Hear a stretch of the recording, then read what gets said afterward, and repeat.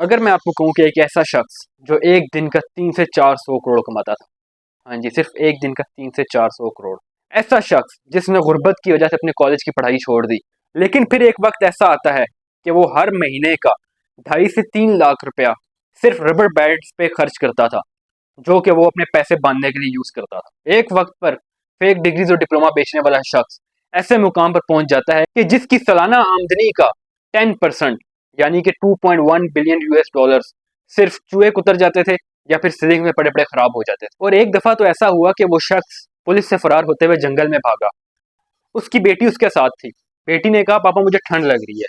उसने अपनी बेटी को हीट पहुंचाने के लिए $7 मिलियन कैश को आग लगा दी, सिर्फ और सिर्फ अपनी बेटी को हीट पहुंचाने के लिए। और इसके साथ साथ जो पायलट्स उसकी डिलीवरी का काम करते थे, वो उनको एक फ्लाइट का 3 से 4 करोड़ रुपया देता था। जी बिल्कुल, मैं बात कर रहा हूँ king of cocaine, Pablo Escobar की। कोलंबिया का रहने वाला ये शख्स दुनिया की 80% कोकेन की डिमांड पूरी करता था। लेकिन क्यों इतने बड़े ड्रग डीलर के फ्यूनल पर लाखों लोग जमा थे? ये सब कुछ और इसके साथ साथ और बहुत कुछ, आइए जानते हैं इस वीडियो में। December 3rd, 1993, in Medellin, Colombia. It is not just an ordinary man being buried. He is the most powerful drug lord of all time. Some called him Robin Hood, while others a terrorist and drug lord. That day, the crowd was so large that the Colombian police and army had to maintain order at the funeral. दोस्तों 1960 और 70 की दिहाई में US की सरजमीन पर सबसे ज्यादा इस्तेमाल होने वाला ड्रग मैरिजुआना और हेरोइन था। यूएस के हर 3 में से 2 शहरियों का यह मानना था कि ड्रग्स यूएस का सबसे संगीन मसला है। और इसके साथ मजीद ये हुआ कि 1970 की दिहाई में यूएस में कोकेन की मांग भी बढ़ने लगी और अगली 2 दहाइयों तक तकरीबन 100 मिलियन टन कोकेन कोलंबिया से यूएस स्मगल होने लगी। इस स्मगलिंग के पीछे बहुत से छोटे और बड़े ग्रुप्स का हाथ था, लेकिन इसका 80% मेटेरियन कार्टन नामी ग्रुप प्रोवाइड करता था, जिसका सरबराह पेब्लो एस्कोबार था, जो कि किंग ऑफ कोकेन के नाम से मशहूर था, जो कि रोजाना के 300 से 400 करोड़ के ड्रग्स यूएस स्मगल करता था, जो कि इस सब के बाद ना सिर्फ अमीर हुआ बल्कि इस कदर ताकतवर हो गया कि उस पर हाथ डालना कोलंबियन हुकूमत के बस में तो बिल्कुल भी ना था। और अगर कभी अमेरिकन दबाव पर कोलंबियन हुकूमत इस पर हाथ डालती तो ये उनके जिम्मेदार लोगों को रास्ते से ही हटा देता था। और इसके साथ साथ आपको मैं ये बताता चलूं कि पाब्लो की क्रिमिनल हिस्ट्री डायरेक्ट कोकेन से स्टार्ट नहीं हुई। वो बचपन से ही छोटे मोटे जराइम में मुलविस था। बचपन में वो कब्रों के कुतबे चुरा कर बेचा करता था। फिर जब थोड़ा बड़ा हुआ तो उसने शहरियों की गाड़ियां चुरा कर बेचनी स्टार्ट कर दी।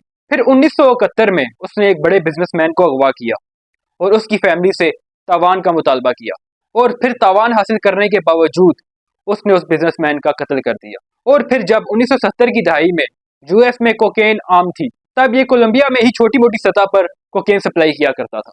पाब्लो ने देखा कि जितना पैसा मैं 10 किडनैपिंग से कमा रहा हूँ, उतना पैसा तो लोग कोकेन के छोटे से पैकेट को यूएस डिलीवर करने पर कमा रहे हैं। और फिर पाब्लो ने एक गैंग ज्वाइन कर लिया जो कि ड्रग डिलीवरी का काम किया करते थे। और फिर पाब्लो बहुत से गैंगस्टर्स के साथ काम करने लगा। एक दिन पाब्लो 14 किलो कोकेन की डिलीवरी देने गया, जहां पर उसकी एक आदमी से बहस होगी। वो आदमी कोई आम आदमी नहीं था, उसका नाम फेबियो था, जो कि मेडलिन का ड्रग लॉर्ड था। दोनों की आपस में बात चल रही थी। फेबियो ने पेब्लो की बेइज्जती की और उसका कुर्बान पकड़ लिया। पेब्लो कुछ टाइम के लिए अपना दिमाग खो बैठा और उसने वहीं पर तकरीबन 12 से 15 लोगों के बीच फेबियो को गोली मारकर कत्ल कर दिया। इतने बड़े ड्रग माफिया को मारने के बाद पाब्लो का ड्रग्स की दुनिया में एक नाम बन जाता है। पाब्लो बहुत तेजी से पैसा कमाने लगता है और उसके नाम का रौब और दबदबा हर जगह फैल जाता है। और फिर 1976 में पाब्लो ने शादी कर ली और उसके कुछ ही टाइम बाद उसने मेडलिन कार्टेल नामी एक ग्रुप बना लिया। पाब्लो वो वाहिद बंदा था जो यूएस बॉर्डर के अंदर जाकर कोकेन बेचता था, और इसके नतीजे में पाब्लो हर महीने 70 से 80 टन कोकेन बेचने लगा। और अब हम अगर बात करें 80 की दहाई की, तो इस वक्त पाब्लो इतना अमीर बन चुका था कि उसके पास अपने जाती 20 हेलीकॉप्टर, 2 सबमरीन और 32 यार्ड थे। सबमरीन जो कि बड़े बड़े मुल्कों के पास भी नहीं है।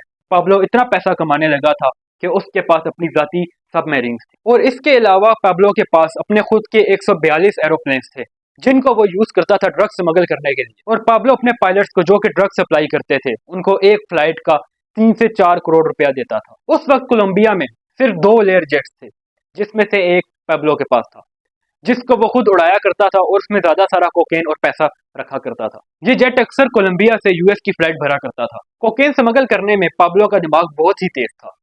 वो मुख्तलिफ तरीके अपनाया करता था कोकेन स्मगल करने के लिए, जिसमें वो मछली के पेट में कोकेन रख के स्मगल किया करता था।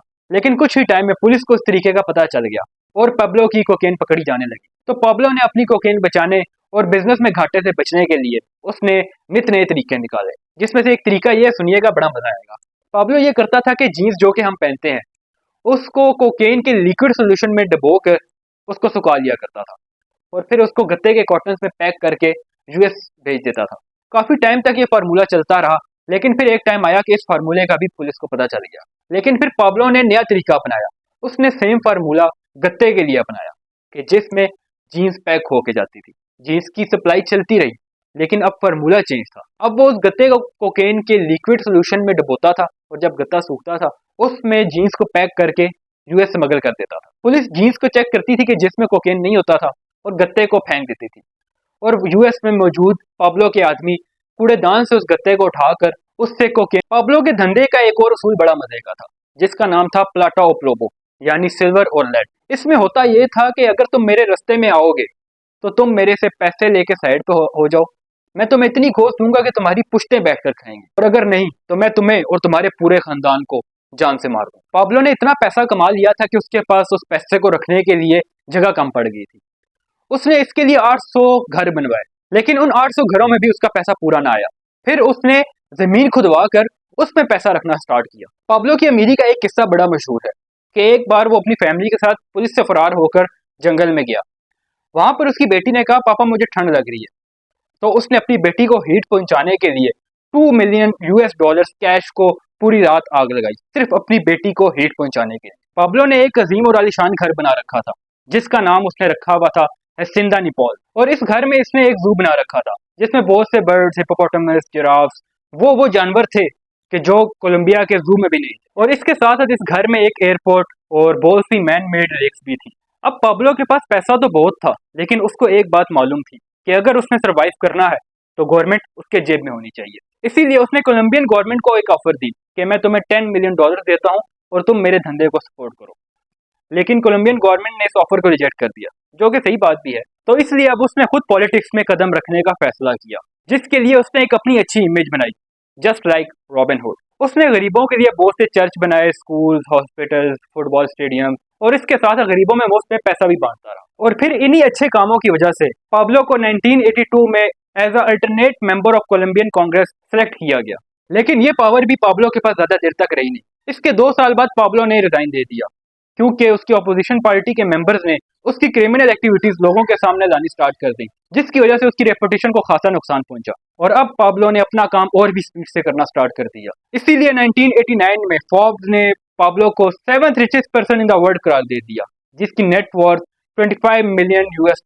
ये पॉलिटिकल फील्ड में गया था दोस्ती करने, लेकिन हुआ इसका बिल्कुल उलट। वहां पर पॉलिटिशियंस इसके दुश्मन बन गए। लुइस कार्लोस, जो कि कोलंबिया के प्रेसिडेंशियल उम्मीदवार थे, जिनको पाब्लो अपना सबसे बड़ा दुश्मन समझता था, इसीलिए 18 अगस्त 1989 को पाब्लो ने उनको गोली मरवाकर उनका कत्ल करवा दिया। और फिर 27 नवंबर 1989 को पाब्लो ने एक फ्लाइट को उड़ा दिया जिसमें 100 से ऊपर अफराद बैठे थे। पाब्लो ने उस फ्लाइट को सिर्फ इसलिए उड़ाया कि उसको लगता था कि इसमें सीजर गवेरिया सवार हैं, जो कि कोलंबिया के प्रेसिडेंशियल उम्मीदवार थे। लेकिन उनकी खुशकिस्मती कि उस दिन वो उस फ्लाइट में मौजूद नहीं थे, और यहां से स्टार्ट हुआ पाब्लो का डाउनफॉल। क्योंकि इससे पहले पाब्लो सिर्फ एक ड्रग डीलर के नाम से जाना जाता था, लेकिन इतने बड़े बड़े मर्डर्स के बाद अब पाब्लो एक टेररिस्ट के नाम से जाना जाने लगा। और इसके साथ साथ पाब्लो ने अपने दुश्मनों को खत्म करने के लिए अपनी एक खुद की आर्मी बना रखी थी, जिसका नाम था सिकेरियो।